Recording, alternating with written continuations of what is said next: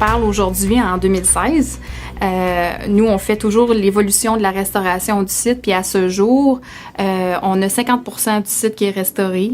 On a beaucoup de signes d'amélioration, les oiseaux qui sont de retour, on a la végétation, on a le pH aussi qui a augmenté parce que, veux pas, c'était un milieu qui était très, très acide. Donc, on voit aussi des signes d'amélioration côté pH, côté métaux. Donc, la qualité de l'eau est meilleure. Bon, l'exploration, il y a souvent des gens qui disent, bon, il y a très peu d'impact, tout ça, mais c'est quand même quand on est rendu en phase où on fait des forages, exploration, bon, un forage, une foreuse, il y a des bulldozers, il y a toutes sortes de choses. Souvent, quand on est dans la forêt, il faut couper une partie des arbres pour se faire un endroit pour faire accéder la foreuse, faire des chemins. Donc, on a quand même un impact sur le territoire. Donc, il y a une façon de minimiser cet impact-là. On peut, finalement, lorsqu'on a fini les forages, remettre en état les sites de forage. Je pense que c'est rendu une pratique qui est de plus en plus courante dans l'industrie.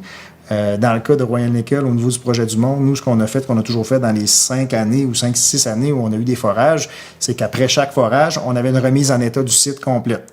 On remettait de la terre végétale sur le site, on reboisait dans des secteurs qui étaient boisés, il y avait une revégétation qui se faisait des sites. Donc, il y a des sites aujourd'hui de forage qui ont été faits il y a 5 ans. On aurait de la misère à trouver le site de forage.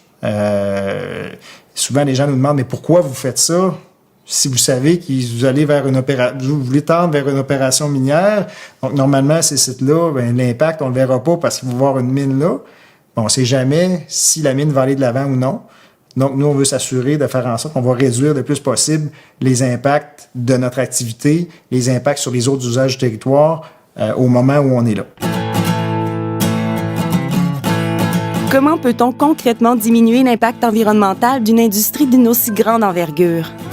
Malheureusement, il n'existe pas de solution miracle.